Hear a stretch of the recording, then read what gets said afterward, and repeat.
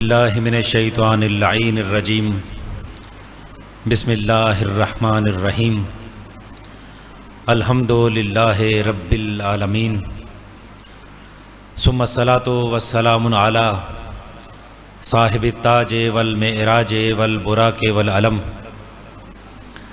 دافع البلاء والوباء والقحط والمرض والعلم اسمہ مکتوب مشفوع منقوش فی اللوح والقلم جسمہ مقدس مطہر منور فی البیت والحرم نبی الحرمین امام القبلتین وسیلتنا فی الدارین جد الحسن والحسین مولانا ابی القاسم محمد صلوات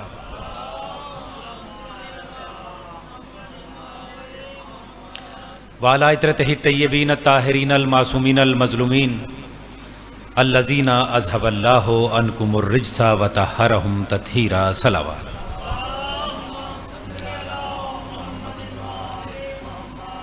اما بعد قال اللہ تبارک وتعالی فی کلامہ المجید وخطابہ الحمید وقولہ الحق بسم اللہ الرحمن الرحیم فاسألوا اہل الذکر ان کنتم لا تعلمون مل کر بآواز بلند صلوات پڑھیں۔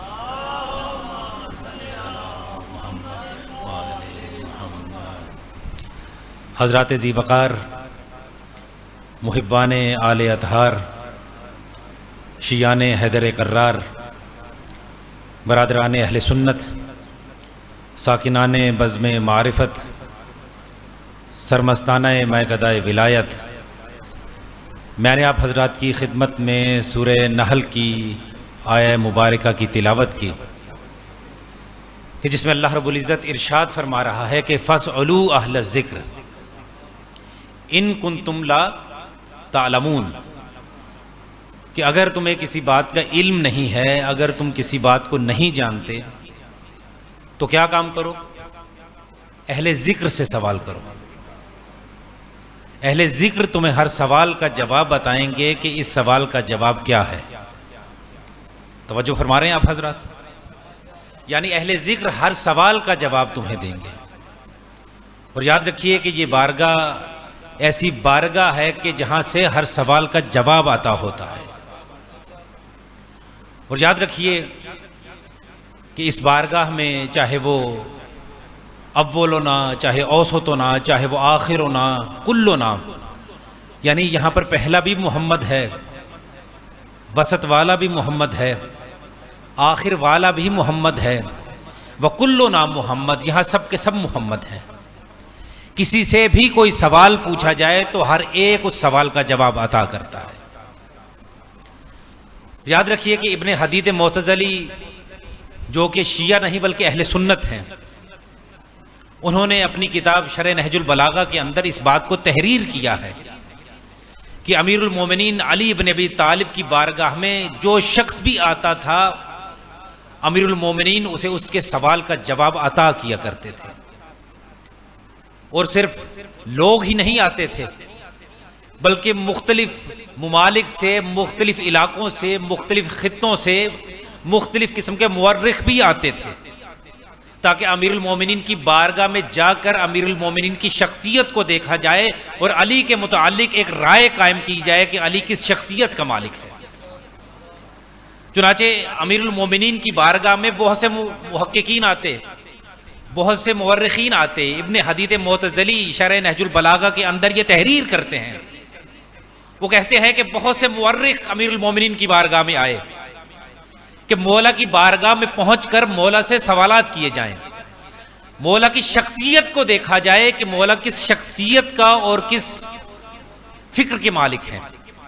چنانچہ وہ کہتے ہیں کہ ایک مورخ امیر المومنین کی بارگاہ میں چلا گیا، انہوں نے دیکھا کہ امیر المومنین ایک باغ میں تشریف فرما ہے، امیر المومنین کی آستینیں الٹی ہوئی ہیں، بال الجھے ہوئے ہیں، سر میں خاک ہے، اور علی ابن ابی طالب درختوں کو گوڑی دے رہے ہیں۔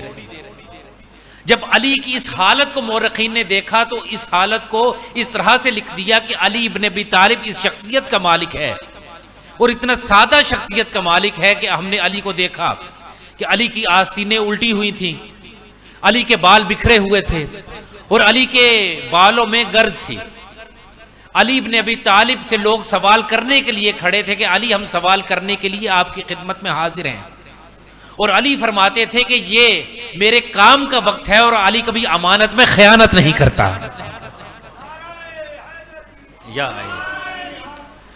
چنانچہ ابن حدید معتزلی دوبارہ اگلے واقعے کو تحریر کرتے ہیں، وہ کہتے ہیں کہ اب کچھ اور مورخین امیر المومنین کی بارگاہ میں پہنچے کہ دیکھا جائے کہ علی ابن ابی طالب کس شخصیت کے مالک ہیں۔ چنانچہ مورخ یہ دیکھتا دیکھتا مسجد نبوی میں پہنچ گیا، دیکھا کہ علی ابن ابی طالب مسجد نبوی میں بیٹھے ہیں اور علی کی پنڈلی میں تیر لگا ہوا ہے۔ چنانچہ بہت سے اصحاب علی کی پنڈلی سے تیر کو نکالنا چاہ رہے تھے، لیکن جیسے ہی پنڈلی سے تیر کو نکالنا چاہا علی کو درد محسوس ہو رہا تھا۔ اب جب رسول اللہ نے اس منظر کو دیکھا تو اصحاب رسول نے فرما دیا، اور رسول اللہ نے بھی فرما دیا کہ علی کو اس کی حالت پر چھوڑ دو، جب علی سجدے کی حالت میں ہو تب علی کی پنڈلی سے تیر نکال لینا۔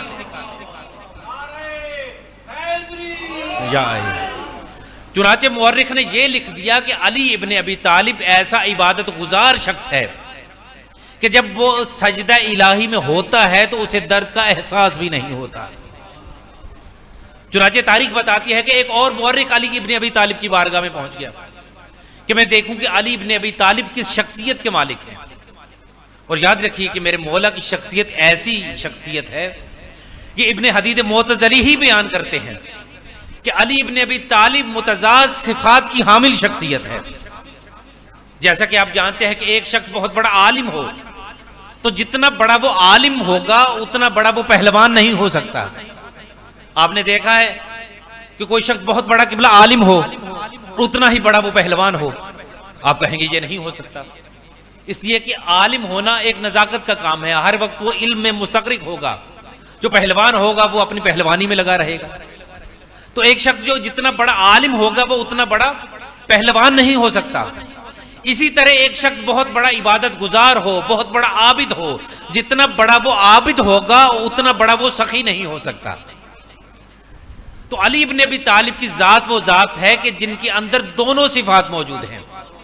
اگر میدان علم میں دیکھا جائے تو میرا مولا ممبر سلونی پر سلونی کا دعویٰ کرتا ہوا نظر آتا ہے، اور اگر میدان جنگ میں دیکھا جائے تو علی لا فتح الا علی نظر آتا ہے۔ تو یہ صفات ہیں جو ہمارے مولا کو اللہ نے عطا فرمائی ہیں، اور میں نے آپ کی خدمت میں عرض کیا کہ مولا کو اللہ نے متضاد صفات عطا کی ہیں، اور کسی میں بھی آپ کو یہ متضاد صفات نظر نہیں آئیں گی۔ آپ جانتے ہیں کہ ڈاکٹر کیا کام کرتا ہے؟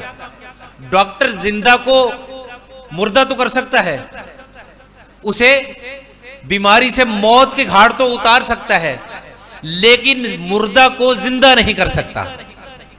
لیکن ہمارے مولا کو اللہ نے یہ دونوں صفات عطا کری تھی، اگر علی چاہتے تو زندہ کو مردہ بھی کر دیتے تھے، اور اگر علی چاہتے تو مردہ کو زندہ بھی کر دیا کرتے تھے۔ آپ کہیں گے کیسے؟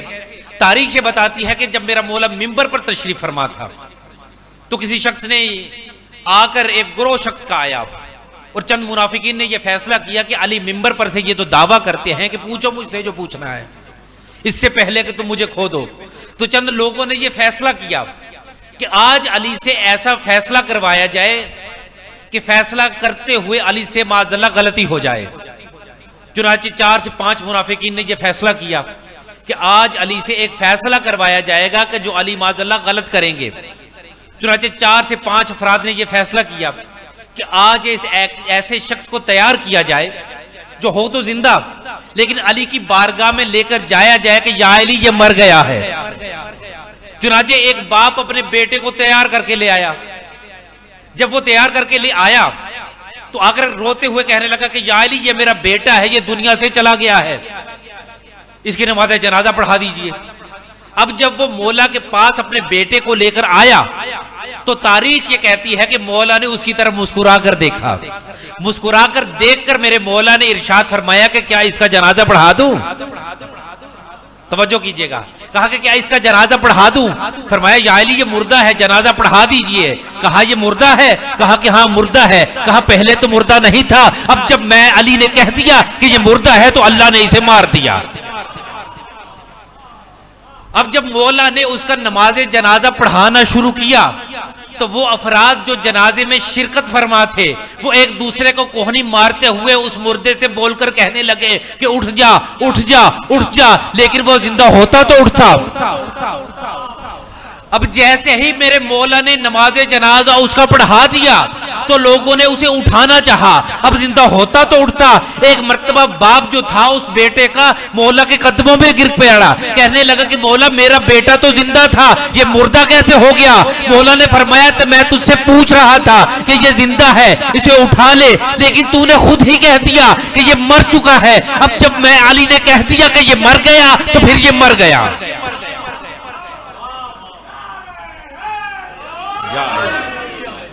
اب پھر مولا کی بارگاہ میں قدموں میں گر گیا اور کہنے لگا کہ مولا مجھ سے بہت بڑی غلطی ہو گئی، اسے دوبارہ سے حیات بخش دیں۔ اب مولا نے جانتے ہیں کیا ارشاد فرمایا؟ مولا نے اپنی ٹھوکر مارتے ہوئے ارشاد فرمایا کہ قم باذنی۔ یہ ارشاد نہیں فرمایا کہ قم باذن اللہ، کہ اللہ کے حکم سے اٹھ جاؤ، بلکہ ارشاد فرمایا کہ قم باذنی، میرے حکم سے اٹھ جا۔ کیوں؟ اس لیے کہ علی کی جو مرضی ہوتی ہے وہ مرضی الہی ہوتی ہے۔ اس لیے کہ علی ابن ابی طالب نے اللہ کی مرضی کو اسی رات خرید لیا تھا کہ جس رات رسول کے بستر پر علی سویا تھا۔ چنانچہ جب مولا نے ٹھوکر ماری تو وہ مردہ زندہ ہو گیا۔ تو میں نے عرض کیا کہ علی ابن ابی طالب کے اندر اللہ نے متضاد صفات رکھی ہیں کہ اگر زندہ کو چاہیں تو مردہ کر دیں، مردہ کو چاہیں تو زندہ بھی کر سکتے ہیں۔ اب تاریخ میں آپ دیکھیے، تاریخ میں جہاں پر یہ بات ملتی ہے وہیں پر یہ بات بھی آگے چل کے نظر آتی ہے۔ اور اس روایت کے بیان کرنے والے حضرت میثم تمار ہیں، وہ کہتے ہیں کہ 30,000 افراد کا ایک لشکر، ایک گروہ امیر المومنین کی بارگاہ میں حاضر ہوا اور ایک جنازے کو لے کر مولا کی بارگاہ میں حاضر ہو کر کہنے لگا کہ یا علی، یہ مردہ ہم آپ کی خدمت میں لے کر آئے ہیں، اس کو کسی نے قتل کر دیا ہے، کسی نے اس کو موت کے گھاٹ اتار دیا ہے۔ یا علی ہم چاہتے ہیں کہ آپ اس مردے کا فیصلہ کریں۔ کتنے افراد آئے؟ 30,000 افراد مولا کی بارگاہ میں اس مردے کو لے کر آئے۔ مولا نے فرمایا کہ پہلے تم یہ بتاؤ کہ اس مردے کو مرے ہوئے کتنے دن ہو چکے ہیں؟ وہ کہنے لگے کہ مولا 41 دن ہو چکے ہیں کہ یہ دنیا سے گیا۔ پھر فرمایا کہ یہ بتاؤ کہ اس مردے کے یہ جو قتل کر دیا گیا ہے اس کے خون کے کتنے دعوے دار ہیں؟ فرمایا 50 افراد اس کے خون کے دعوے دار ہیں۔ اب مولا نے جانتے ہیں کیا ارشاد فرمایا؟ مولا نے فرمایا کہ میں اس کا ابھی فیصلہ کیے دیتا ہوں، مگر یہاں رک کر آپ کی خدمت میں ایک جملہ کہوں گا کہ آپ نے قرآن میں سورہ بقرہ پڑھا ہے۔ اب جانتے ہیں کہ سورہ بقرہ کو بقرہ کس لیے کہا جاتا ہے؟ اس لیے کہا جاتا ہے کیونکہ اس سورہ کے اندر ایک گائے کا واقعہ موجود ہے کہ جب بنی اسرائیل میں سے ایک شخص کا انتقال ہو گیا تھا، ایک شخص کو قتل کر دیا گیا تھا، اور حضرت موسیٰ نے ارشاد فرمایا کہ فلاں فلاں شرط کی گائے لے کر آؤ۔ جب تم گائے لے کر آؤ گے تو اس کو ذبح کرو گے، ذبح کر کے اس کے گوشت کا ایک ٹکڑا اس مردے کے ساتھ مس کرو گے تو یہ مردہ زندہ ہو جائے گا اور یہ خود بخود بتائے گا کہ اسے کس نے قتل کیا ہے۔ تو مولا نے ارشاد فرمایا کہ یاد رکھو، میں علی ابن ابی طالب وہ جو بنی اسرائیل کی گائے تھی نا اس سے بھی زیادہ افضل ہوں۔ جس طرح اس گائے کا ایک ٹکڑا اس مردے سے لگایا تھا تو وہ زندہ ہو گیا تھا، اس طرح میں علی ابن ابی طالب اگر اپنے بدن کو اس مردے سے مس کروں تو یہ مردہ بھی زندہ ہو جائے گا۔ اب ایک مرتبہ مولا نے اپنی ٹھوکر اس مردے کو ماری کہ وہ زندہ ہو گیا اور اٹھ کر جناب امیر کی ولایت کا اقرار کرنے لگا کہ وَقَبِلْتُ وِلَایَةَ امیر المومنین، کہ میں علی ابن ابی طالب کی ولایت کا اقرار کرتا ہوں اور میں یہ بتاتا ہوں کہ مجھے میرے چچا حسان نے قتل کیا ہے۔ تو میں نے عرض کیا کہ یہ مولا کے اندر متضاد صفات ہیں کہ علی چاہتے تو مردہ کو زندہ کر دیتے، اگر چاہتے تو زندہ کو بھی مردہ کر دیتے۔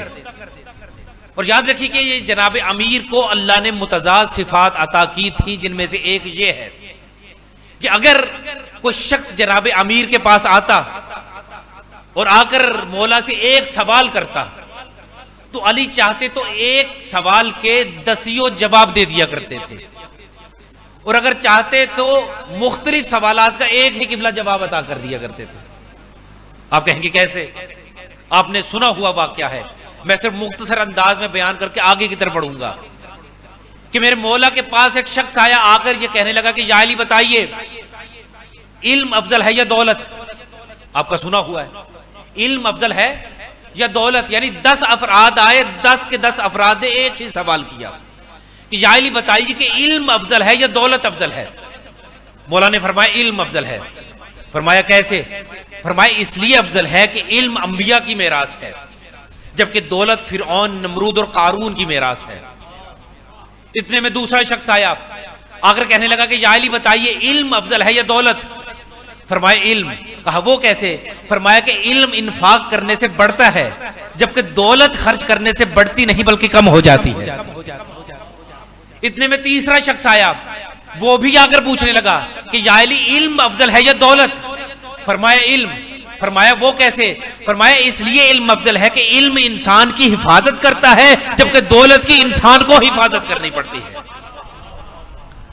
اتنے میں چوتھا شخص آیا، وہ اگر کہنے لگا کہ یا علی بتائیے کہ علم افضل ہے یا دولت؟ فرمایا علم۔ کہا وہ کیسے؟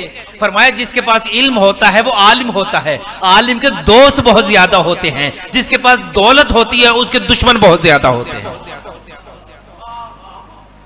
پھر کہنے لگا، ایک اور شخص آیا، کہنے لگا کہ یا علی علم افضل ہے یا دولت؟ فرمایا علم۔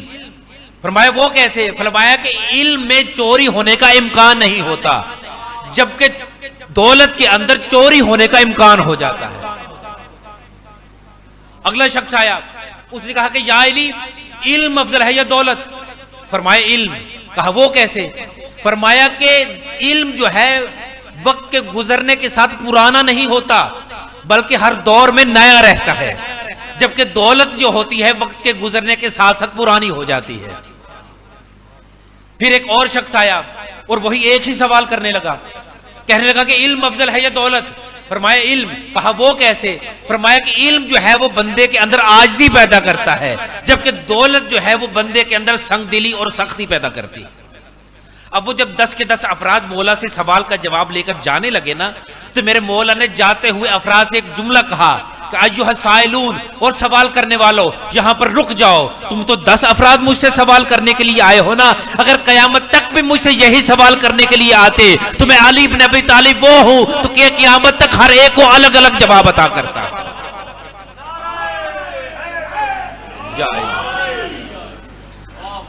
تو میں نے عرض کیا کہ ایک سوال علی کی بارگاہ میں اگر آتا تو علی ہر ایک کو ایک ہی سوال کے مختلف جواب عطا کیا کرتے، کیونکہ علی متضاد صفات کی حامل شخصیت ہے۔ تو اسی طرح اگر علی کی بارگاہ میں مختلف سوالات لے کر آئے جاتے تو مولا بعض اوقات ان کا ایک ہی جواب عطا کر دیا کرتے تھے۔ تاریخ بتاتی ہے کہ عبداللہ ابن عباس جو رسول اللہ کے صحابی تھے، جناب امیر کے بھی صحابی تھے، یہ مولا کی بارگاہ میں بیٹھے ہوئے تھے۔ اہل سنت کے نزدیک عبداللہ ابن عباس سب سے بڑے مفسر ہیں، انہیں حبر الامہ کہا جاتا ہے۔ کہا جاتا ہے کہ اگر ان کی سیاہی نہ ہوتی تو ہمارے پاس کچھ بھی نہ ہوتا۔ یہ امیر المومنین کی بارگاہ میں بیٹھے ہوئے تھے کہ ایک شخص آیا جناب امیر کی بارگاہ میں اور آ کر کہنے لگا کہ یا علی میں بہت بڑا گنہگار ہوں، میں نے اتنے گناہ کیے ہیں کہ جس کا کوئی حساب کتاب ہی نہیں ہے، مجھے کوئی ایسا عمل بتائیے کہ وہ عمل انجام دینے سے میرے سارے کے سارے گناہ ختم ہو جائیں۔ مولا نے ایک جملہ قبلہ ارشاد فرمایا، کیا؟ فرمایا کہ جاؤ اور استغفار کیا کرو۔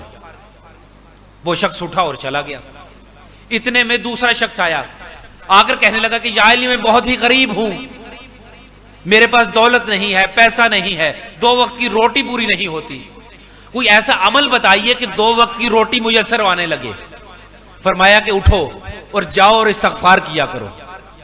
اتنے میں تیسرا شخص آیا، آ کر کہنے لگا کہ یا علی میں نے ایک باغ لگایا ہے، اس باغ کے اندر پھل تو لگتا ہے لیکن جیسے ہی پکنے کے قریب ہوتا ہے کہ پھل سڑ جاتا ہے، بتائیے کیا کروں؟ فرمایا کہ جاؤ استغفار کیا کرو۔ اتنے میں ایک اور شخص آیا اور آ کر کہنے لگا کہ یا علی ہمارے علاقے میں بارش نہیں ہوتی، کوئی ایسا عمل بتائیے کہ بارش ہونے لگے۔ فرمایا کہ جاؤ استغفار کیا کرو۔ اتنے میں 5واں شخص بھی آیا کچھ دیر کے بعد، آ کر وہ کہنے لگا کہ یا علی ہم نے اپنے علاقے کے اندر ایک نہر نکالی ہے، نہر علاقے تک نکل تو آئی ہے لیکن اس کا پانی خشک ہو گیا ہے، بتائیے کہ کیا کام کروں؟ فرمایا کہ استغفار کیا کرو۔ اتنے میں چھٹا اور آخری شخص آیا، آ کر کہنے لگا کہ یا علی، اللہ نے مجھے سب نعمتوں سے سرفراز کیا ہے، بیٹیاں عطا کی ہیں مگر بیٹا عطا نہیں کیا، کوئی ایسا عمل بتائیے کہ اللہ مجھے اولاد عطا کرے، بیٹا عطا کر دے۔ مولا نے فرمایا جاؤ استغفار کیا کرو۔ اب وہ جو صحابی رسول، صحابی امیر المومنین کہ جنہیں سب سے بڑا امت کا مفسر قرآن کہا جاتا ہے، کہ جن کا نام حضرت عبداللہ ابن عباس ہے، وہ ایک مرتبہ حیرت میں مبتلا ہو گئے اور حیرت میں مبتلا ہو کر جانتے ہیں کیا کہتے ہیں کہ یا علی یہ کیا مواجرہ ہے؟ مختلف افراد آئے، انہوں نے مختلف سوالات کیے اور آپ نے ہر ایک کو ایک ہی جواب دے دیا کہ جاؤ استغفار کیا کرو، جاؤ استغفار کیا کرو، جاؤ استغفار کیا کرو۔ اب وہ جو مفسر قرآن ہیں، وہ جو حافظ قرآن ہیں، وہ جو عبداللہ ابن عباس ہیں، جو کہ رسول اللہ کے صحابی ہیں، جو کہ امیر المومنین کے صحابی ہیں، ان کو مولا جانتے ہیں کیا کہتے ہیں؟ مولا فرماتے ہیں اے عبداللہ ابن عباس، لگتا ہے کہ تو نے کبھی قرآن نہیں پڑھا، لگتا ہے کہ تو نے کبھی قرآن نہیں پڑھا۔ کہنے لگا کہ مولا دنیا مجھے مفسر قرآن کہتی ہے۔ مولا نے فرمایا کہ پھر تو نے سورہ نو کی 10، 11 اور 12 نمبر آیت نہیں پڑھی کہ جس میں اللہ ارشاد فرماتا ہے استغفروا ربکم انہ کان غفارا فیرسل السماء علیکم مدرارا ویمددکم باموال وبنین، کہ استغفار کیا کرو، اللہ تمہاری مدد کرے گا اولاد کے ذریعے سے، مال کے ذریعے سے، اور آسمان سے تمہارے لیے بارش نازل فرمائے گا۔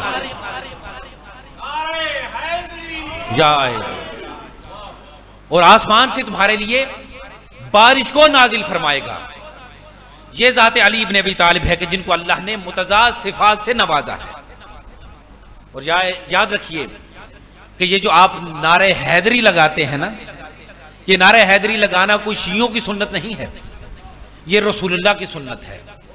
اس لیے کہ جب خیبر کے میدان میں رسول اللہ تھے اور اللہ کی طرف سے حکم نازل ہوا کہ اے میرا حبیب سلطان النصیرہ کو بلائیے، تو رسول اللہ نے اللہ کے حکم سے یا علی مدد کہا تھا۔ اور یاد رکھیے کہ جو یا علی مدد کہتا ہے وہ رسول اللہ کی سیرت پر عمل کرتا ہے، اور جو یا رسول اللہ کہتا ہے وہ علی کی سیرت پر عمل کرتا ہے۔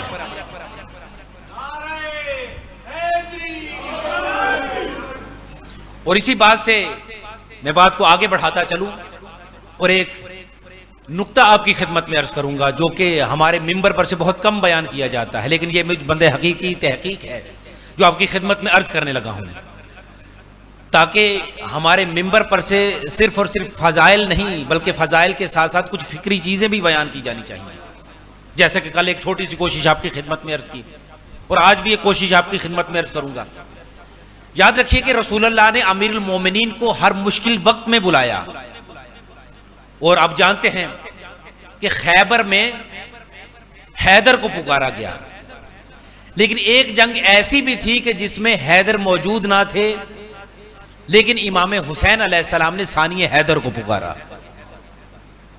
یعنی نبوت نے امداد کے لیے علی کو پکارا اور امامت نے امداد کے لیے عباس کو پکارا۔ آپ جانتے ہیں تاریخ یہ کہتی ہے کہ جب 9 محرم کا دن تھا نا، تو 9 محرم کے دن جب فوج یزید کربلا کے میدان میں اکٹھی ہو رہی تھی، تو اس وقت سرکار عباس نے شمشیر شرر نکالی۔ جب شمشیر شرر نکالی تو سرکار عباس کی شمشیر کو دیکھ کر جتنی بھی فوج اشقیہ تھی وہ ساری کی ساری پیچھے ہٹنے لگی، اور جب امام حسین نے اس منظر کو دیکھا نا کہ سرکار عباس نے شمشیر نکال لی، تو سرکار امام حسین نے ایک جملہ ارشاد فرمایا، یا عباس علیک فداک، اے عباس میں حسین تم پر فدا ہو جاؤں۔ میں کہوں گا کہ آپ جانتے ہیں کہ امام کون ہیں؟ امام حسین امام ہیں۔ امام وہ ہوتا ہے کہ جس پر کائنات کا ذرہ ذرہ فدا ہوتا ہے، یعنی جس پر کائنات کا ذرہ ذرہ فدا ہو اسے امام حسین کہتے ہیں، اور حسین جس پر فدا ہو اسے عباس کہتے ہیں۔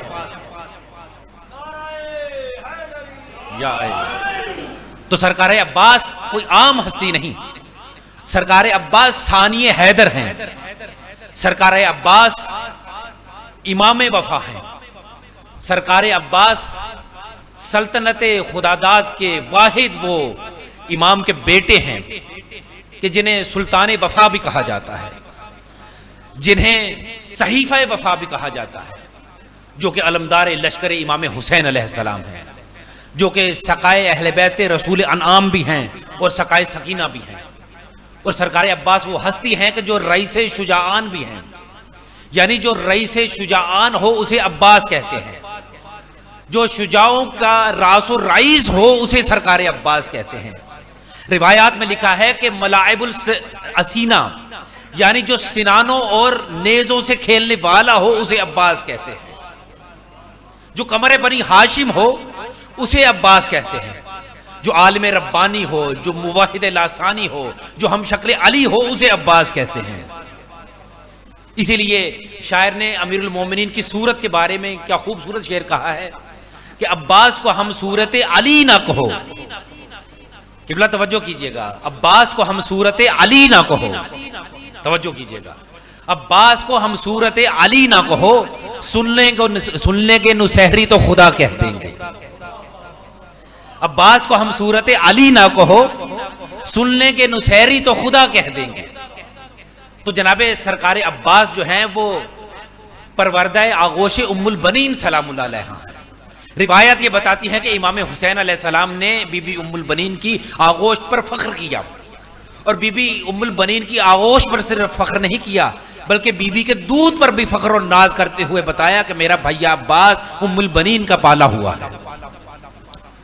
میں آپ حضرات کی خدمت میں صرف عرض یہ کرنا چاہتا ہوں، میرا آپ سے سوال یہ ہے کہ سرکار عباس جیسے شجاع، جری اور باوفا بیٹے کے لیے امیر المومنین جیسے ماہر الانصاب نے بی بی ام البنین سلام اللہ علیہا کے بطن کو ہی انتخاب کیوں کیا؟ آخر کیا وجہ تھی کہ سرکار امیر المومنین نے بی بی ام البنین کے بطن کا انتخاب کیا کہ یہ میرے بیٹے عباس کے لیے منتخب ہوں گے؟ آپ جانتے ہیں کہ بی بی ام البنین وہ ہستی ہیں کہ جن کے اندر کچھ صفات نفسانیاں پائی جاتی تھیں۔ آخر وہ کون سی صفات نفسانیاں تھیں؟ وہ کون سی خصوصیات تھیں؟ وہ کون سی خوبیاں تھیں؟ کون سی صفات حسنہ تھی کہ جس وجہ سے امیر المومنین جیسے ماہر الانصاب نے بی بی سے عقد کیا؟ اب جانتے ہیں کہ امیر المومنین کی تلوار وہ تلوار ہے، شمشیر وہ شمشیر ہے جو 70 نسلوں تک کو دیکھ سکتی ہے، اور خود امیر المومنین کی ذات وہ ذات ہے جو قیامت تک کی نسلوں کو دیکھ سکتی ہے۔ آخر ام البنین کے اندر وہ کون سی صفت تھی جو مولا نے دیکھی اور ام البنین کو اپنے عقد کے لیے انتخاب کر لیا؟ مشکل تو نہیں جملے آپ حضرات کی خدمت میں عرض کر رہا ہوں۔ آخر وہ کون سی خصوصیات تھیں کہ جس وجہ سے مولا علی نے جناب ام البنین کا انتخاب کیا تھا؟ تو یاد رکھیے کہ روایات یہ بتاتی ہیں کہ ام البنین سلام اللہ علیہا سے جو مولا نے عقد کیا تھا یہ عام وجوہات کی بنا پر نہیں کیا تھا، بلکہ بی بی سے جو عقد ہوا تھا یہ الہام کی وجہ سے ہوا تھا۔ آپ جانتے ہیں خواتین کی فطرت ہوتی ہے، خواتین کی نیچر ہوتی ہے۔ آپ آج کے معاشرے میں بھی خواتین کو دیکھ لیجئے کہ ایک خاتون جو ہے وہ جھونپڑی میں رہنا تو پسند کر لے گی، محلوں سے نکل کر جھونپڑی میں تو رہ لے گی، مگر وہ سوتن پسند نہیں کرتی۔ آپ جانتے ہیں کہ ایک عورت زرق بر لباس کو چھوڑ کر عام لباس تو پہن سکتی ہے مگر وہ سوتن پسند نہیں کرتی۔ ایک عورت خوش ذائقہ کھانے اور غذا چھوڑ کر سادہ کھانے تو کھا سکتی ہے مگر سوتن پسند نہیں کرتی۔ یعنی ایک عورت کی فطرت ہوتی ہے، اس کی سرشت ہوتی ہے کہ وہ ہر مصیبت کو برداشت کر لیتی ہے مگر وہ سوتن پسند نہیں کرتی۔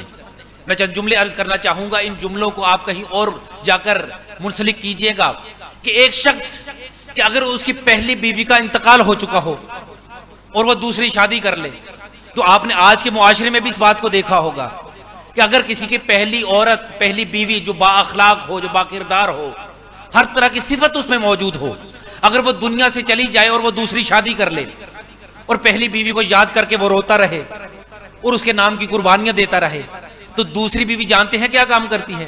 دوسری بیوی بغض میں آ کر یہ بات کہنا شروع کر دیتی ہے کہ تم اس پہلی بیوی ہی کو کیوں یاد کر رہے ہو؟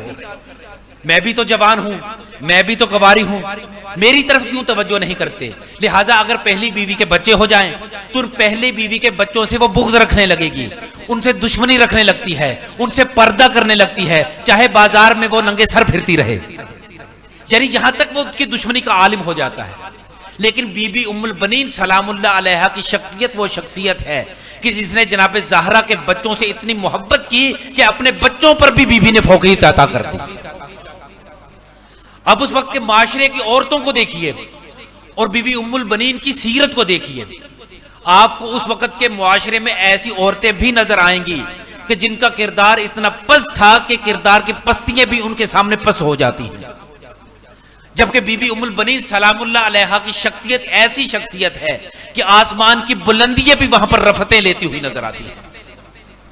اور یاد رکھیے کہ تاریخ میں آپ کو اس زمانے کی ایسی عورتیں بھی نظر آئیں گی کہ جنہوں نے وقار نسواں کو پامال کر کے رکھ دیا، جبکہ بی بی ام البنین وہ بی بی ہیں کہ جنہوں نے وقار نسواں کو پامال نہیں بلکہ بلندی عطا کر دی تھی۔ اور تاریخ یہ بتاتی ہے کہ جب بی بی ام البنین جناب امیر المومنین سے عقد ہوتا ہے ان کا اور جناب امیر کے گھر آتی ہیں تو چوکھٹ پر آ کر سب سے پہلا جانتے ہیں کیا کام کرتی ہیں؟ بی بی سب سے پہلا کام یہ کرتی ہے کہ اس چوکھٹ پر آ کر سجدہ کرتی ہے اور اللہ کا شکر ادا کرتی ہے کہ بار الہ تیرا شکر ہے کہ تو نے مجھے ایسی چوکھٹ عطا فرمائی، اور اٹھ کر کھڑے ہو کر تعظیمی انداز میں اس در کی تعظیم کی۔ اور یاد رکھیے کہ یہ بی بی ام البنین نے صرف تعظیم نہیں کی بلکہ بی بی ام البنین کے خاندان میں یہ تعظیم تھی، اس لیے کہ جب امیر المومنین کے نکاح کے لیے اور رشتے کے لیے جناب عقیل آتے ہیں نا جناب حزام کے پاس، تو تاریخ یہ بتاتی ہے کہ جیسے ہی جناب عقیل جناب حزام کے پاس آئے تو جناب حزام نے بی بی ام البنین کے والد گرامی نے اٹھ کر کھڑے ہو کر جناب عقیل کا استقبال کیا کہ آپ خاندان بنی ہاشم سے تعلق رکھتے ہیں اور خاندان بنی ہاشم کا اس طرح سے احترام کرنا ہم پر واجب ہے۔ تو جس طرح باپ نے احترام کیا، بیٹی نے بھی اس در پر آ کر خاندان بنی ہاشم کا احترام کیا۔ اور جب بی بی گھر میں آتی ہیں تو گھر میں آ کر جناب امیر کے اور جناب سیدہ کی اولاد سے جانتے ہیں کیا کہتی ہیں؟ کہتی ہیں کہ بچوں میں تمہاری ماں بن کر نہیں آئی بلکہ میں تمہاری کنیز بن کر آئی ہوں، میں صرف تمہاری خدمت کرنے کے لیے آئی۔ اور یاد رکھیے کہ کائنات میں دو بیٹے ہیں کہ جنہوں نے شکم مادر میں رہ کے تعظیم کی، ایک باپ ہے اور دوسرا بیٹا ہے۔ پہلی ہستی کون ہے؟ جناب امیر المومنین، اور دوسری شخصیت ہے جناب عباس۔ تاریخ یہ بتاتی ہے کہ جب جناب فاطمہ بنت اسد کے شکم میں تھے نا جناب امیر، تو جب بھی رسول اللہ جناب فاطمہ بنت اسد اپنی چچی کی خدمت میں حاضر ہوتے تو جناب فاطمہ بنت اسد رسول اللہ کے استقبال کے لیے اٹھ کر کھڑی ہو جایا کرتی تھی۔ تاریخ یہ بتاتی ہے کہ جناب ابو طالب نے اپنی زوجہ جناب فاطمہ بنت اسد سے سوال کیا کہ اے فاطمہ بنت اسد، آپ تو بزرگ ہیں، محمد کم سن ہے، جب بھی محمد آتے ہیں آپ ان کے استقبال کے لیے کیوں اٹھ کے کھڑی ہو جاتی ہیں؟ تو جانتے ہیں بی بی نے کیا فرمایا؟ فرمایا کہ میں استقبال کے لیے اٹھ کر کھڑی نہیں ہوتی، جب بھی محمد آتے ہیں میرے شکم میں بیٹا میرا علی جو ہے مجھے محمد کے استقبال میں کھڑے ہونے کا حکم دے دیتا ہے۔ اور دوسری کون سی شخصیت ہے؟ دوسری سرکار عباس ہیں کہ جن کے بارے میں مرزا دبیر نے بھی تحریر کر دیا، علماء نے بھی تحریر کیا۔ جب ام البنین کے شکم میں تھے تو جب بھی امام حسین تشریف لاتے جناب ام البنین اٹھ کر کھڑی ہو جاتی۔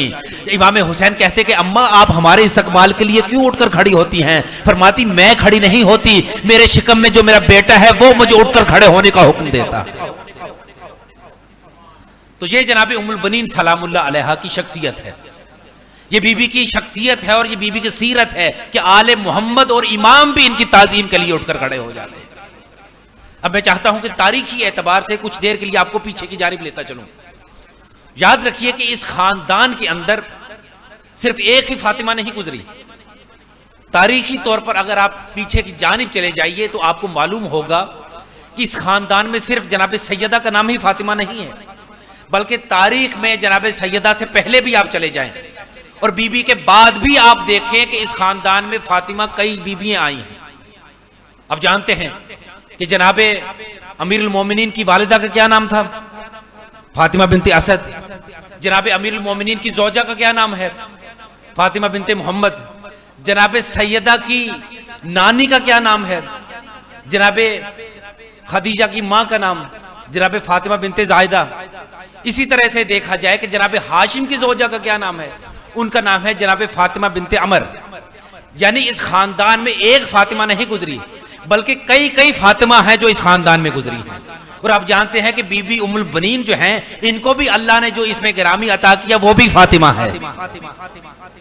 یعنی اس خاندان میں جناب سیدہ سے پہلے اور جناب سیدہ کے بعد بہت سی بیویاں ہیں کہ جن کا نام نامی اللہ رب العزت نے فاطمہ قرار دیا تھا. اور یاد رکھیے تاریخ میں جب آپ مطالعہ تاریخ کا کرتے ہیں تو ہمیں عرب کی تاریخ کو پڑھنا پڑتا ہے. عرب کی تاریخ کو اگر آپ دیکھیں کہ جو عرب کی تاریخ میں شادی قبلہ ہوا کرتی تھی وہ عشق کی بنیاد پر ہوا کرتی تھی. اور عربوں کا جو مذہب تھا اسلام آنے سے پہلے وہ 4 چیزوں پر منحصر تھا. پہلی دولت، دوسری عورت، تیسرا شمشیر زنی اور چوتھا انتقام. یہ عربوں کے اندر 4 چیزیں پائی جاتی تھی. معلوم ہوا کہ آج بھی اگر کسی کے اندر یہ 4 چیزیں پائی جاتی ہوں تو معلوم ہوگا کہ وہ اسلام تو بظاہری طور پر لے آیا ہے لیکن اسلام کی حقیقی رمق اس کے اندر موجود نہیں ہے. اگر کسی کے اندر دولت کی ہوس پائی جاتی ہو، عورت کی ہوس پائی جاتی ہو، وہ انتقام لینے والا ہو اور شمشیر زنی کرنے والا ہو، قتل و غارت کرنے والا ہو، معلوم ہوا کہ وہ کلمہ پڑھنے کے بعد بھی زمانہ جاہلیت کی زندگی بسر کر رہا ہے. تو میں نے عرض کیا کہ زمانہ جاہلیت کے اندر عربوں کے اندر جو شادی قبلہ ہوا کرتی تھی وہ عشق کی بنیاد پر ہوا کرتی تھی.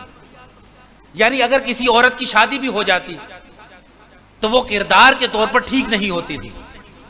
کیا ہوتا تھا کہ اگر ایک خاتون کی شادی ہو جاتی تو شادی کے بعد بھی اس کے روابط بہت سے افراد سے ہوا کرتے تھے اور وہ شوہر جو ہوا کرتا تھا وہ فخر کیا کرتا تھا کہ میری بیوی چونکہ صاحب جمال ہے اس لیے اس کے پرستار بھی زیادہ ہیں. اس لیے جب آپ تاریخ پڑھیں گے تو آپ کو ملے گا کہ کسی کے ہاں ایسی بھی اولاد تھی کہ ان کی ماں تو ایک تھی مگر اس کے باپ 4 تھے. لیکن یاد رکھیے کہ عرب کا جو معاشرہ تھا وہ عورت کو صرف اور صرف لذت حیوانی کا ذریعہ سمجھتا تھا. لیکن خاندان بنی ہاشم جو ہے، جو سادات کا خاندان تھا، جو رسول اللہ کا خاندان تھا، وہ عورت کو لذت حیوانی کا ذریعہ نہیں سمجھتا تھا بلکہ عورت کو مقصد حیات سمجھا کرتا تھا. مثلا آپ تاریخ پڑھیے، تاریخ یہ بتاتی ہے کہ جتنے سادات یہاں پر بیٹھے ہیں ان کے اجداد جناب ہاشم کوئی عام شخصیت نہیں تھے بلکہ جناب ہاشم وہ شخصیت تھے کہ جب جناب ہاشم گھر سے باہر نکلا کرتے تو ان کی پیشانی سے ایسا نور ساطع ہوتا تھا کہ جو بھی اس نور کو دیکھتا تو وہ دیکھتا رہ جاتا تھا. اور جب وہ باہر گھر سے نکلا کرتے تو سورج کا نور ان کے پیشانی کے نور سے ماند پڑ جایا کرتا تھا. جانتے ہیں کیوں؟ اس لیے ماند پڑ جایا کرتا تھا کیونکہ جناب ہاشم کی پیشانی میں رسول اللہ اور علی بن ابی طالب کا نور تھا، اس لیے ہر نور ان کے سامنے ماند پڑ جاتا تھا. چنانچہ تاریخ یہ بتاتی ہے کہ جب بھی جناب ہاشم باہر نکلتے تو ان کی پیشانی سے نور ساطع ہوتا. اور جو اس وقت کے یہود و نصارہ تھے، جو مشرکین تھے، وہ جناب ہاشم کو اپنی بیٹیوں کے رشتے دیا کرتے تھے اور کہتے تھے کہ آپ ہماری بیٹی سے شادی کر لیجئے، آپ ہماری بیٹی سے رشتہ کر لیں. لیکن جناب ہاشم جانتے ہیں کیا کہتے کہ میں تمہاری بیٹیوں سے شادی نہیں کر سکتا.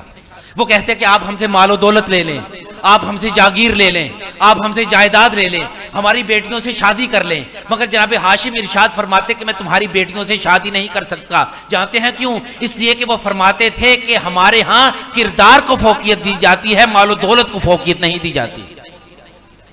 اور اس لیے بھی وہ اپنی بیٹیاں دیتے تھے. وہ جانتے تھے کہ اب بنی اسرائیل کے اندر تو نبوت کا سلسلہ جاری و ساری نہیں رہے گا بلکہ اب یہ جو سلسلہ نبوت ہے یہ اسماعیل کی نسل میں جاری و ساری ہے. کم از کم ہماری نسل میں یہ سلسلہ نہیں چلے گا تو ہماری اولاد کے اندر تو یہ سلسلہ جاری و ساری رہے گا. تو اب تاریخ یہ بتاتی ہے کہ عرب کا جو جاہلیت کا معاشرہ تھا ان کے ہاں جو شادیاں ہوا کرتی تھی، اس جملے کو یاد رکھیے گا، قبلہ وہ شادی عشق کی بنیاد پر ہوا کرتی تھی. اگر ایک خاتون کی شادی ہو جاتی وہ شادی کے بعد بھی اپنے کئی پرستار رکھتی تھی. اور اسی لیے تاریخ میں نے بتایا کہ ایک خاتون کے 4 شوہر ہوتے تھے اور اولاد ایک ہی بیوی سے ہوتی تھی. لیکن خاندان بنی ہاشم میں ایسا نہیں ہوتا تھا. خاندان بنی ہاشم میں جو شادیاں ہوا کرتی تھی وہ تاریخ سے ثابت ہے کہ الہام کی بنا پر ہوا کرتی تھی. اب تاریخ یہ بتاتی ہے کہ جناب ہاشم ایک مرتبہ سوئے ہوئے تھے کہ خواب میں انہیں الہام ہوا کہ آپ فاطمہ ابن عمر سے شادی کیجئے. اب جب خواب میں یہ آپ کو بتا دیا گیا کہ آپ فاطمہ ابن عمر سے شادی کیجئے، تو آپ نے الہام کے مطابق جناب فاطمہ بن عمر سے شادی کی. اور یہ سلسلہ یہیں پر نہیں رکا. قبلہ کاظمی صاحب سادات کو اپنے اجداد پہ فخر ہونا چاہیے کہ جو ان کی شادیاں ہوئی تھی، دنیا یہ کہتی ہے کہ شاید عام کنیزوں سے ان کی شادی ہو گئی. عام کنیزوں سے ان کی شادی نہیں ہوئی، بلکہ خداوند عالم تمام اجداد ائمہ کو اور ائمہ کو بھی الہام ہوتا تھا، اس کے بعد ان کی شادی ہوا کرتی تھی جو امام کی ماں قرار پایا کرتی تھی. چنانچہ جناب ہاشم کو یہ الہام ہوا کہ آپ جناب فاطمہ بن عمر سے شادی کیجئے. چنانچہ انہوں نے الہام کے مطابق بیوی سے شادی کی. اور یہ سلسلہ یہیں پر نہیں رکا، بلکہ یہ سلسلہ آگے کی طرف بھی بڑھا جب جناب عبد المطلب کو خواب میں الہام ہوا کہ آپ جناب سلمہ سے عقد کیجئے. اب جب خواب میں بتا دیا گیا کہ آپ جناب سلمہ سے عقد کیجئے، تو اس خواب کی تعبیر کو انہوں نے اس شکل میں کیا کہ جناب سلمہ سے انہوں نے عقد کر لیا. اور یہ الہام کا سلسلہ یہیں پر تمام نہیں ہوا، بلکہ تاریخ یہ بتاتی ہے کہ جناب ہاشم کے بعد، جناب عبد المطلب کے بعد، جناب عبداللہ اور جناب ابو طالب کو بھی خواب میں الہام ہوا تھا. جناب عبداللہ کو خواب میں الہام ہوا کہ آپ جناب آمنہ سے عقد کیجئے. جناب ابو طالب کو الہام ہوا خواب میں کہ آپ جناب فاطمہ بنت اسد سے عقد کیجئے. جب خواب میں یہ الہام ہوا تو اس کے بعد جناب عبداللہ نے جناب آمنہ سے شادی کی تھی اور جناب ابو طالب نے جناب فاطمہ بنت اسد سے شادی کی تھی. اب تاریخ آگے چلتی ہے اور کتب اہل سنت کے اندر بھی یہ روایت موجود ہے، کتب تشیع کے اندر بھی یہ روایت موجود ہے کہ جناب خدیجہ الکبریٰ نے خواب میں یہ دیکھا کہ ایک آفتاب، ایک سورج ان کے گھر میں طلوع ہوا ہے اور وہ چمک رہا ہے. چنانچہ جناب خدیجہ الکبریٰ نے اپنے چچا زاد بھائی جناب ورقہ بن نوفل جو کہ کتب سماوی کے ماہر تھے، عالم تھے، ان سے یہ پوچھا کہ اے میرے چچا زاد بھائی، اے ورقہ بن نوفل، مجھے بتائیے کہ میں نے کل رات کو خواب دیکھا کہ میرے آنگن میں ایک سورج طلوع ہو رہا ہے. تو ورقہ بن نوفل نے جانتے ہیں کیا کہا؟ کہا کہ یہ عام سورج طلوع نہیں ہو رہا، بلکہ یہ شمس رسالت ہے جو کہ طلوع ہو رہا ہے. ابھی اس عرب کے اندر ایک نبی آئیں گے کہ جن کو خدا مبعوث کرے گا اور ان سے آپ کا عقد ہوگا. یہی وجہ ہے کہ جب جناب خدیجہ الکبریٰ نے یہ خواب دیکھا تو فوری طور پر جناب ورقہ بن نوفل کو رسول خدا کے ہاں بھیج دیا کہ جائیے میرا رشتہ لے کر جائیے اور محمد سے میرا عقد کروا دیجیے. معلوم ہوا کہ جناب خدیجہ الکبریٰ وہ شخصیت ہیں کہ جن کے لیے خواب میں سورج طلوع ہوا. یعنی خدیجہ الکبریٰ وہ بیوی ہے کہ جن کے لیے سورج طلوع ہوا، اور بیٹی وہ شخصیت ہے کہ جن کے لیے گھر میں ستارہ اتر آیا. توجہ فرما رہے ہیں آپ حضرات؟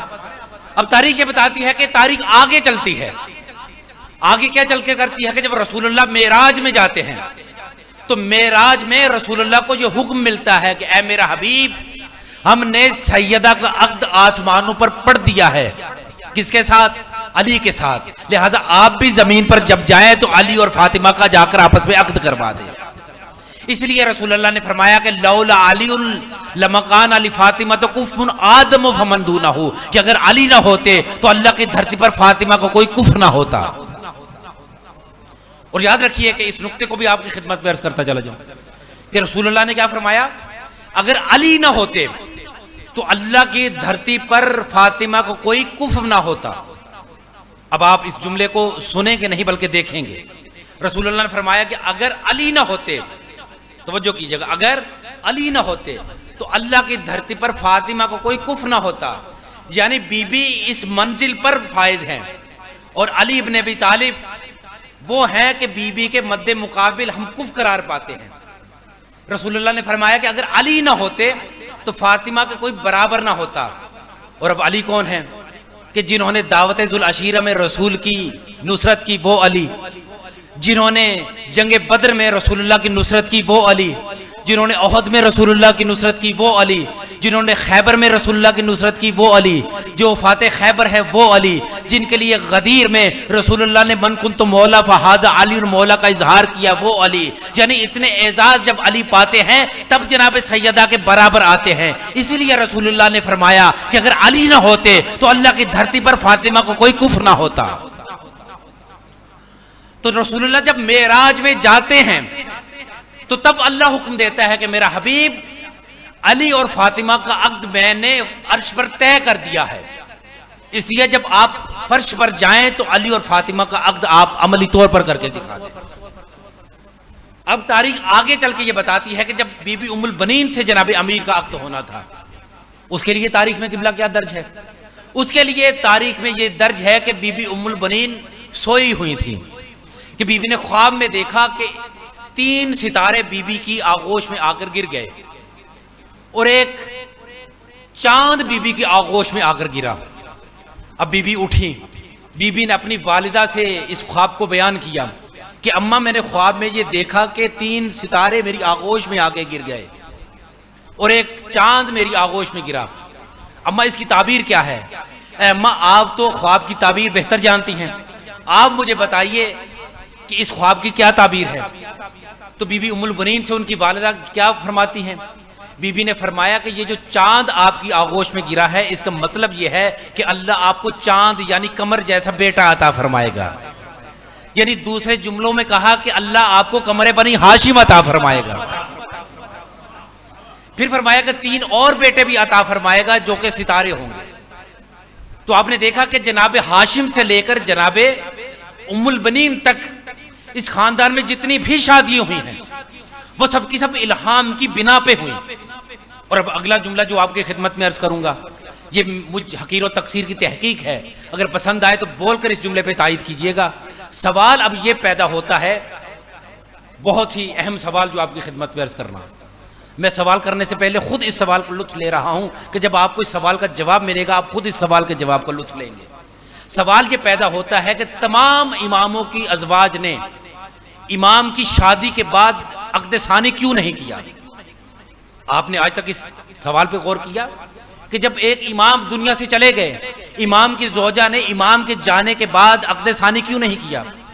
چاہے وہ امیر المومنین کی زوجہ ہیں، چاہے وہ امام حسن کی زوجہ ہیں، چاہے امام حسین کی زوجہ ہیں، چاہے وہ بی بی نرجس خاتون ہیں، جو بھی امام دنیا سے گئے، جس امام کی شہادت ہو گئی، کسی بھی امام کی زوجہ نے امام کے دنیا سے جانے کے بعد، امام کی شہید ہونے کے بعد عقد ثانی نہیں کیا۔ آپ نیک ازواج کی تو بات چھوڑیے، وہ ازواج کے جنہوں نے آئمہ کو زہر دیا، آپ ان کی بات کر لیجئے، امام حسن کی زوجہ کی بات کر لیجئے یا کسی اور امام کی زوجہ کی بات کر لیجئے، آپ نبی کی زوجہ کی بات کر لیجئے، کسی بھی امام کی زوجہ نے امام کے دنیا سے جانے کے بعد عقد ثانی نہیں کیا۔ جانتے ہیں اس کی وجہ کیا ہے؟ بس 2 جملوں میں اس کا جواب دوں گا کہ اس کی وجہ یہ ہے کہ آپ تاریخ میں دیکھتے ہیں کہ اور تو آپ کو عورتیں ملیں گی تاریخ میں، زمانے جاہلیت میں یا اسلام کے آنے کے بعد، کہ کچھ عورتیں ایسی بھی تھیں کہ جن کی اولاد تو ایک تھی مگر ان کے شوہر 4 تھے، لیکن ائمہ کی اگر ازواج کو دیکھا جائے امام کی شہادت کے بعد بھی انہوں نے شادی نہیں کی۔ جانتے ہیں اس کی وجہ کیا تھی؟ اس کی وجہ صرف اور صرف یہ تھی کیونکہ امت بھی جانتی تھی، امام کی ازواج بھی جانتی تھی کہ جس طرح ازواج رسول امت پر حرام ہیں اسی طرح ائمہ کی ازواج بھی امت پر حرام ہیں۔ مل کر صلوات پڑھیے بابا سے۔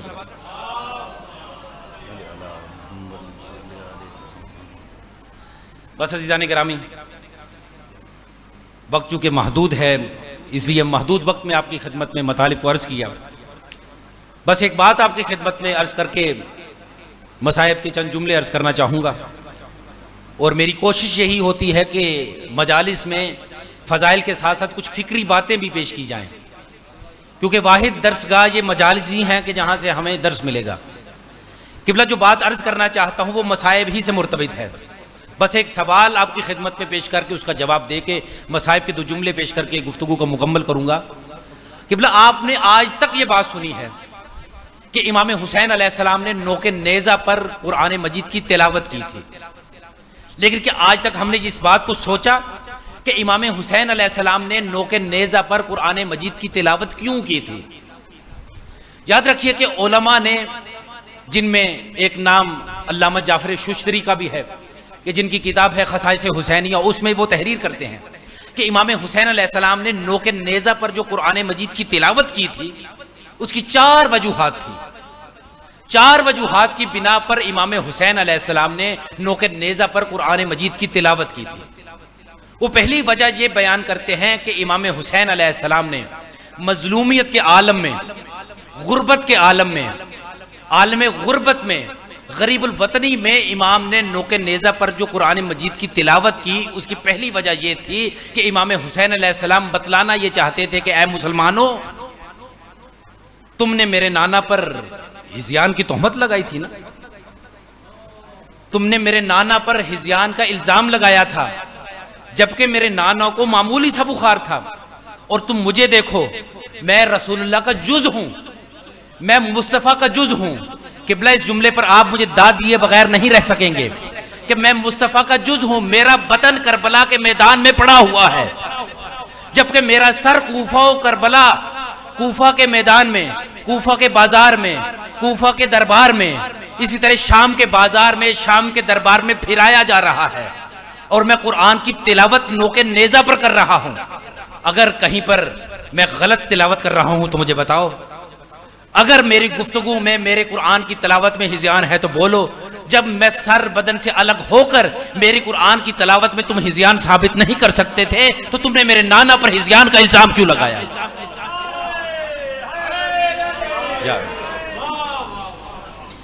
پھر دوسری وجہ جو انہوں نے بیان کی کہ دوسری کیا وجہ تھی کہ امام حسین علیہ السلام نے نوک نیزہ پہ قرآن کی تلاوت کی، دوسری وجہ جانتے ہیں انہوں نے کیا بیان کی؟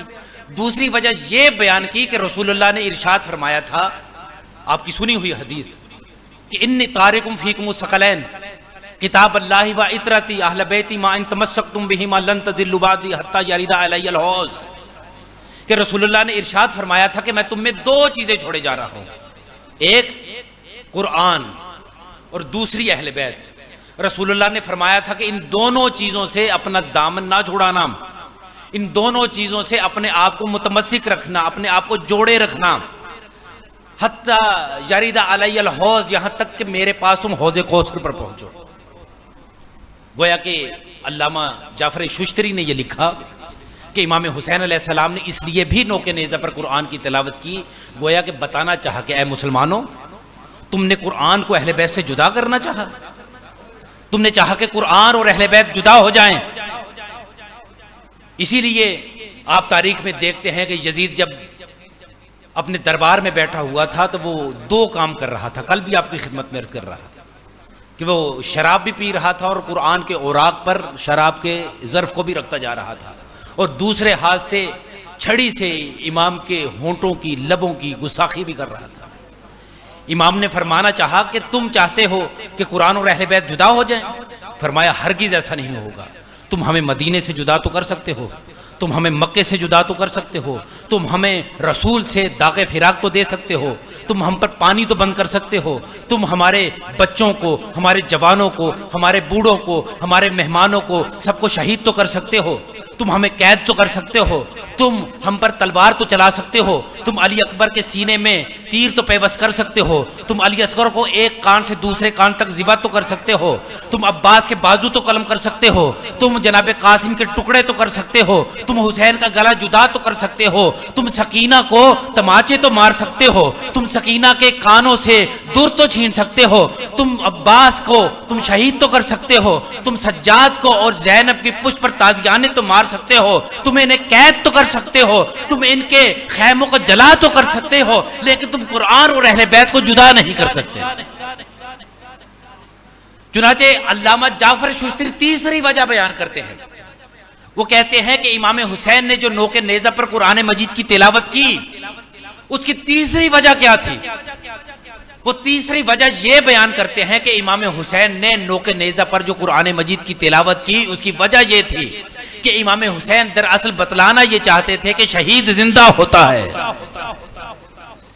امام نے فرمایا کہ تم نے کیا سمجھ لیا کہ شہید مر جاتا ہے؟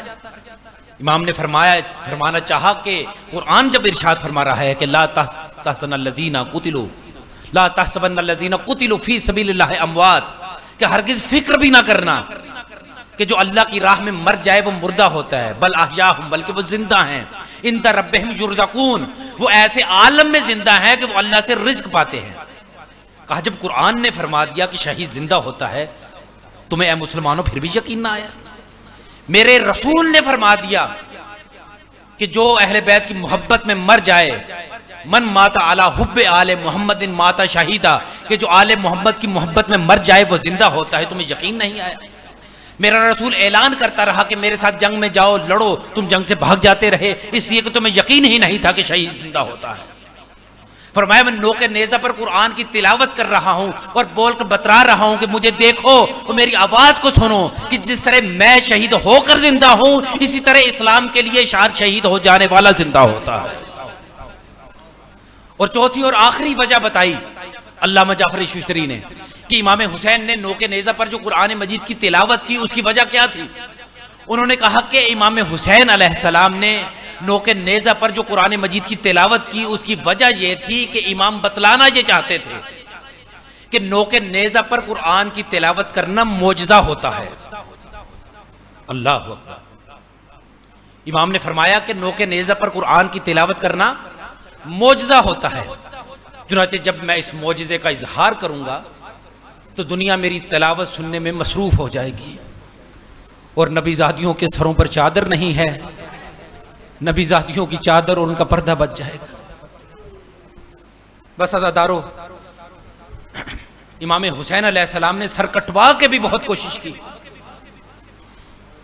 کہ نبی زادیوں کا پردہ بچ جائے، مگر ظالم مسلمانوں نے نبی زادیوں کو کبھی کوفے کے بازار میں اور کبھی شرابی کے دربار میں پھرایا۔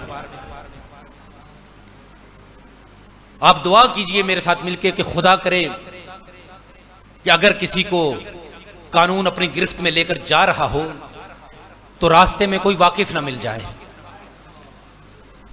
اس لیے کہ اگر اس کے ہاتھوں میں ہتھکڑیاں ہوں، پیروں میں بیڑیاں ہوں، اسے مجرم بنا کر لے کر جایا جا رہا ہو، خدا کی قسم اگر کوئی واقف مل جائے، اگر کوئی آشنا مل جائے تو شرم سے انسان کا سر جھک جاتا ہے کہ خدا جانے کیا سوچے گا۔ اب جب امام زین العابدین کو اور تمام بیبیوں کو قید کر کے لے کے جایا گیا نا ابن زیاد کے دربار میں، تو ایک مرتبہ ابن زیاد نے اعلان کیا کہ تمام قیدی آ گئے؟ کہا کہ ہاں آ گئے۔ کہا کہ کیا علی کی بیٹیاں بھی آ گئیں؟ کہا کہ ہاں آ گئیں۔ کہا اچھا اب ذرا ان سب کا تماشا دکھلانے کے لیے ان سے محبت کرنے والے مختار کو بلایا جائے۔ اب جب مختار کا نام آنا تھا نا تو تاریخ یہ بتاتی ہے کہ سب کی سب بیوی ایک مرتبہ جناب زینب کے پیچھے جا کر چھپ گئی، اور جو 4 سال کی حسین کی بیٹی تھی نا اس نے اپنے چہرے پر ہاتھ رکھ لیے کہ ہائے ہمارا چچا مختار ہمیں اس عالم میں دیکھ لے گا۔ اب جب جناب مختار کو قید کر کے لایا گیا نا تو ایک سپاہی نے حکم دیا کہ اے مختار امیر کو سلام کرو۔ جناب مختار نے کہا بکواس نہ کر، ابن زیاد میرا امیر نہیں ہے۔ کہا کہ کون ہے تیرا امیر؟ کہا کہ میں اپنی امیر کا اس نجس دربار میں نام نہیں لے سکتا۔ اتنے بھی ابن زیاد نے تھال پر سے رومال ہٹا کر کہا کہ میں جانتا ہوں تیرا امیر کون ہے، یہی حسین تیرا امیر ہے نا۔ خدا کی قسم جیسے ہی جناب مختار نے اس جملے کو سنا ایک مرتبہ سر جھکا کر کہنا شروع کر دیا السلام علیکہ یا ابن رسول اللہ، اے رسول اللہ کے فرزند حسین آپ پر میرا سلام ہے۔ اور ایک مرتبہ جب اس عالم میں جناب مختار نے امام کو دیکھا نا تو جو 7 سپاہی کھڑے ہوئے تھے، ایک مرتبہ جناب مختار نے انگڑائی لی کہ ان کی ابا کے بٹن ٹوٹ گئے، اور ایک مرتبہ انگڑائی لی کہ جناب مختار کی بیڑیاں بھی ٹوٹ گئیں، اور ایک مرتبہ 7 والے سپاہی سے تلوار لے کر انہوں نے حملہ کرنا چاہا۔ جیسے ہی حملہ کرنا چاہا نا زادارو، ایک مرتبہ ایک سپاہی نے آ کر روکنا چاہا مگر جناب مختار نے اس پر حملہ کر دیا۔ لیکن تھوڑی دیر بعد جانتے ہیں کیا ہوا؟ ایک قیدی آگے کی طرف بڑھا، اس نے جناب مختار کے ہاتھ کو تھام پر کہا کہ چچا مختار حملہ نہ کرنا، چچا مختار حملہ نہ کرنا۔ ایک مرتبہ جناب مختار نے پیچھے کی جانب دیکھا، پیچھے کی جانب دیکھ کر جانتے ہیں کیا کہتے ہیں؟ کہا کہ اے بوڑھے تو کون ہے جو مجھے چچا کہہ رہا ہے؟ اے ضعیف تو کون ہے جو مجھے چچا کہہ رہا ہے؟ اے سفید بالوں والے بوڑھے تو کون ہے جو مجھے چچا کہہ رہا ہے؟ ایک مرتبہ امام زین العابدین نے اس کی جانب دیکھا اور دیکھ کر کہنے لگے چچا مختار کیا تو مجھے بھول گیا؟ میں ہوں زین العابدین، میں ہوں سید الساجدین۔ ایک مرتبہ کہا کہ زین العابدین اس عالم میں تو یہاں پر کیسے پہنچ گیا؟ کہا چچا مختار حملہ نہ کرنا، کہا کہ میں ان پر حملہ کر دوں گا، میں انہیں موت کے گھاٹ اتار دوں گا۔ کہا کہ چچا مختار حملہ نہ کرنا، بہنیں میرے ساتھ ہیں، میری پھوپھیاں میرے ساتھ ہیں۔ ایسے یہ جملہ سنا تو ایک مرتبہ جناب مختار نے ایک ہی جملہ کہا آئین آئین فضل العباس، عباس کہاں چلے گئے؟ علی اکبر کہاں چلے گئے؟ حسین کہاں چلے گئے؟ اجرکم اللہ۔ بس عزادارو، ایک مرتبہ جب یہ قافلہ کوفہ کے دربار سے شام کی جانب جانے لگا نا عزادارو، تو عزادارو ایک مرتبہ یزید کے سب قافلے نے یہ ترتیب دی کہ یزید سے ہم انعامات تو وصول کرتے رہیں گے، اس سے ہم انعام لیتے رہیں گے، کیوں نہ کچھ دیر یہ باغ جو ساتھ ہی ہے ہم اس میں کچھ دیر آرام کر لیں، کچھ دیر استراحت کر لیں، ٹھنڈا پانی پی لیں، پھر ہم قافلے کو لے کر یزید کے دربار میں جائیں گے اور جا کے اس سے انعامات وصول کریں گے۔ بس عزادارو ایک مرتبہ جانتے ہیں اس نے کیا کام کیا؟ وہ نیزہ کے جس پر امام حسین کا سر تھا، ظالموں نے ان کو دھوپ میں ایک درخت کے ساتھ لٹکا کر رکھ دیا، اور سب بیویوں جو تھیں ان کو حکم دیا کہ تم چھاؤں میں نہیں بیٹھ سکتی بلکہ تم دھوپ ہی میں بیٹھ سکتی ہو۔ اب عزادارو ایک مرتبہ جب وہ سب کا سب جو سپاہی تھے یزید کے وہ سب کے سب ہنس رہے تھے اور بیویوں پر جملے کس رہے تھے، ایک مرتبہ امام حسین علیہ السلام نے نوک نیزہ پر قرآن مجید کی تلاوت کرنا شروع کر دی تاکہ ان کا دھیان بٹ جائے، لیکن وہ سر حسین کے جس کے نیچے تمام بیویاں بیٹھی ہوئی تھی نا، وہ سب رو رہی تھی، وہ سب گریہ کر رہے تھی، اور وہ سب کے سب ملعون جو تھے وہ ہنس رہے تھے، مسکرا رہے تھے اور ٹھنڈے پانی پی رہے تھے۔ اب امام حسین علیہ السلام نے ان کی توجہ کو دوسری جانب کرنے کے لیے جانتے ہیں کیا کام کیا؟ امام نے نوک نیزہ پر قرآن مجید کی تلاوت کرنا شروع کر دی۔ اب عزادارو جب امام حسین علیہ السلام قرآن مجید کی تلاوت کر رہے تھے تو آپ جانتے ہیں کہ اگر کوئی عام قاری بھی قرآن کی تلاوت کر رہا ہو تو جانے والا شخص قرآن کی تلاوت سننے کے لیے رک جاتا ہے۔ اب عزادارو ایک مرتبہ جب امام نے نوک نیزہ پر قرآن کی تلاوت کرنا شروع کی تو اسی باغ کے اندر ایک 4 سال کی بیٹی بیٹھی ہوئی تھی کہ جو آنکھوں سے نابینا تھی اور دیوار کے ساتھ لگی بیٹھی تھی۔ جیسے ہی اس نے امام کی پرکشش آواز کو سنا نا تو اس نے ایک ہاتھ کے اندر عصا لیا اور دوسرا ہاتھ اپنے کان پر رکھا، امام کی تلاوت کی آواز کو سنتے ہوئے ایک مرتبہ وہ امام کے سر کے نیچے آ کر کھڑی ہو گئی۔ عزادارو ایک مرتبہ اس نے اوپر کی جانب دیکھا، اب اسے نظر تو کچھ آتا نہیں تھا۔ ایک مرتبہ جب امام کی گردن سے خون شفا کا ایک قطرہ گرا اور اس کی آنکھوں پر پڑا، اس نے ایک مرتبہ اپنی آنکھوں پر ہاتھوں کو پھیرا۔ جیسے ہی اس نے اپنی آنکھوں پر ہاتھ پھیرا نا عزادارو، ایک مرتبہ کیا دیکھتی ہے کہ نیزے پر سر ہے مگر دھڑ نہیں ہے، سر بھی جگہ جگہ سے زخمی ہے، جگہ جگہ سے خون بہ رہا ہے، گردن سے خون بہ رہا ہے، اور امام کی جو زلفیں ہیں امام کی گردن کے ساتھ باندھی ہوئی ہیں۔ عزادارو ایک مرتبہ دیکھ کر یہ حیرت میں مبتلا ہو گئی اور اگلے لمحے کیا دیکھتی ہے کہ اس جنازے کی، اس سر کی جو بہنیں ہیں، جو بھتیجیاں ہیں، جو بیٹیاں ہیں، وہ نیچے بیٹھی گریہ کر رہی ہیں۔ اب ایک مرتبہ اس 4 سال کی بچی نے جانتے ہیں کیا کام کیا؟ اس بچی نے یہ کام کیا کہ جو سب سے ضعیف بی بی بیٹھی تھی اس کے پیروں پر ہاتھ رکھ کے کہنے لگی کہ اے بی بی، اگر آپ کو کوئی مشکل ہے تو ان سے کیوں نہیں کہتی؟ آپ ان سے سفارش کیوں نہیں کرتی؟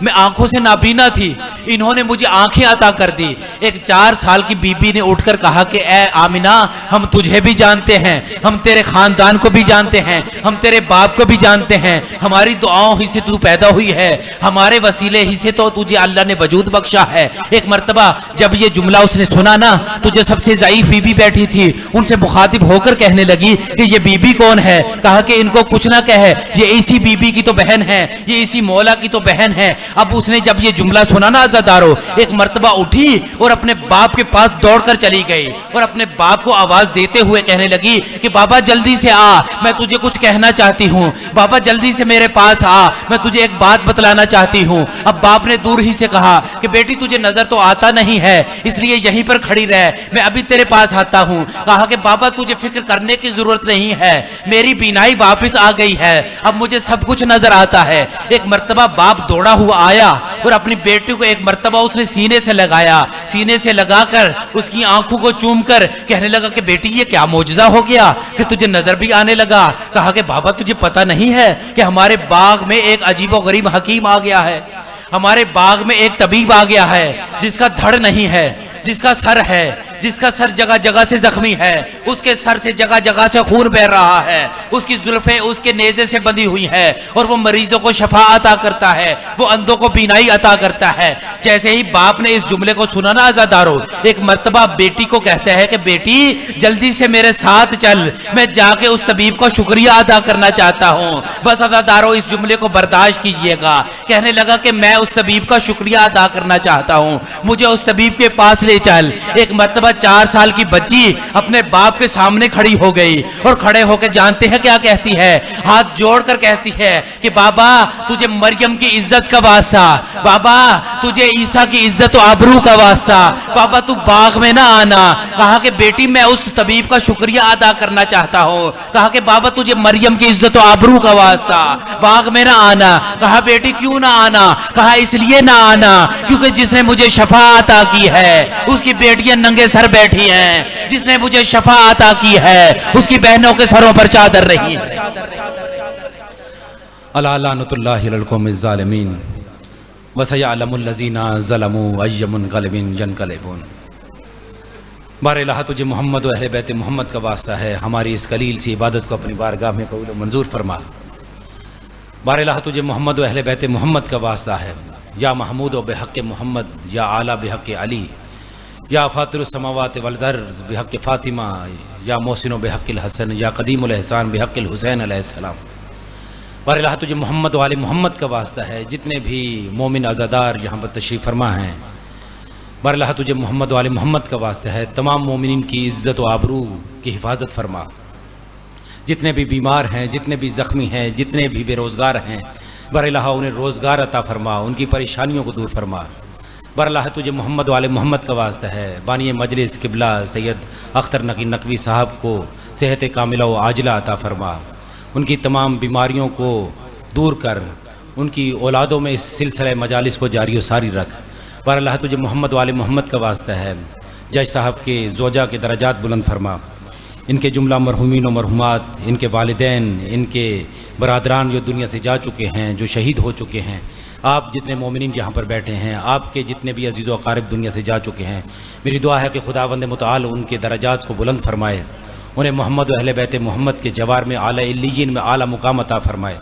میری دعا ہے کہ خداوند متعال بانی امام بارگاہ جناب قبلہ سید عارف اختر کاظمی صاحب کو صحت کامل و عاجلہ عطا فرمائے، حاسدوں کے شر سے قبلہ کو محفوظ رکھے، اس امام بارگاہ کو اپنے حفظ و امان میں رکھ، اس کو مزید وسعت عطا فرما۔